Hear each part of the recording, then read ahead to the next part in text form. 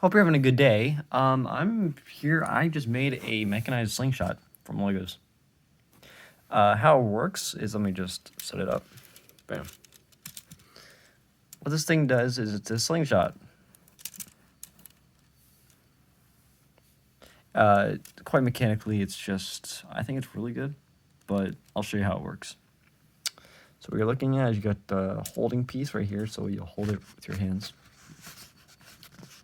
You have the first swivel, and you have the second swivel right here. This part's held together through a piece that basically looks like this, or like this. It has this stopper at the end, so if you want to do that, there you go. Of course, you can tell these pieces are held together on a thing, a cylinder piece that holds this and this together to keep it from moving. It's not really good at it, but it does work. And here's another piece right here as well, and it's held together by a cylinder piece. Up here, this is the first swivel. Believe it or not, this isn't actually connected at the end. It's connected to the second piece because this is a plus and it doesn't swivel right. This part up here is actually connected to the plus, but however, this piece right here, this red piece, is not having a plus on it. So that allows it to swivel really well with these plus pieces. Let me take this up, open this up. You're looking at here, you have a few things. You got some long blue pieces right this, and you have a couple of blue cylinder and plus half and halves. So one is also right here, here, and here. So these are the long pieces, blue pieces right here and here, and half and halves here, there, and there again. You got the white the thing that actually holds the ammunition in place, allow it to go flying right here. This is probably the most important because it actually allows that to happen. And the reason why it's able to spin is because, again, half and half. So how does it work exactly? It's a slingshot, of course, but more than that. So it's a slingshot that can swivel and it has more force out of it because it can spin, like that.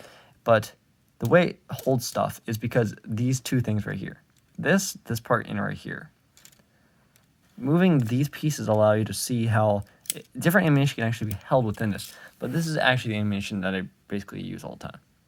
This works. I know you could probably hold other things, but I haven't tested them. It's just what I think would work best. So when you're actually loading this thing, it's quite easy to do. Look, close this, put this inside. Done. Actually, but the thing is though, there's a couple things you gotta know about it. This piece right here has to be set up the right way. It can't just be held willy-nilly because guess what?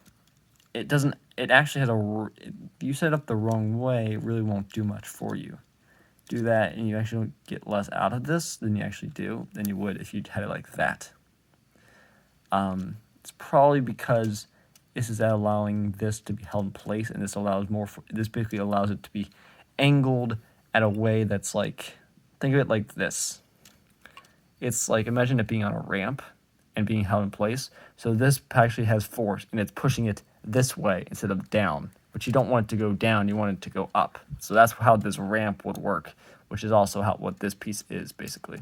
This piece right here can swivel, but this is for smaller pieces, in my opinion. Of course, look at it. It would just keep it from moving. So I'm really not sure how that would work. But I guess it holds ammunition. If you don't want to throw it, you would have to reset it. But remember, if you're using it, remember to reset it. So make sure to keep it down and keep it parallel with this red piece. So put in the ammunition, set this up the way you want, and there you go. Now you have to pick it up, and this is held pretty solidly, actually, as you can tell. Now, it's pretty easy to throw. They have this like a catapult, and then you could literally just attach this to a catapult type thing, and it would throw stuff the same way. But you would need to set that up, and I just made this currently. It's all the pieces that I have, really. So let's just see what happens. All right, so Again, it can actually hold this really just tightly, and it won't fall out, and that's really what you want with this thing, any slingshot in general. So again, remember the ramp is holding it in place. The more force you're going to go, make it go up instead of down. So remember this. Now we're going to throw it, see what happens. This usually happens, and I'll tell you why that happened. First of all, it was too far up. Now, this is just me recording this, so it's a good thing we saw that. So you would actually need to reset it then. We'll get it the right way. Make sure this is also like at tangent to this piece right here, I guess. And it's able to have like a good, yeah. Make sure it's like tangent to that. And once you reset it, get that in there, side up. If only it would actually just get set up the right way. All right, here we go. Test 2. Works well. And there's a couple things. There's a couple just minor stuff. This opens up after you throw it. It is good to know. It is, I don't know why that happens, but it's, I mean, I know why it happens because it's, because of the best way I could have this, and the only way I could actually do what I wanted and keep this from moving is to have like blue pieces right here and here to connect it through these plus signs right here and here. This side and this side. And that actually kept it pretty well, but it still opens up, I guess. If you have problems with that, don't make it.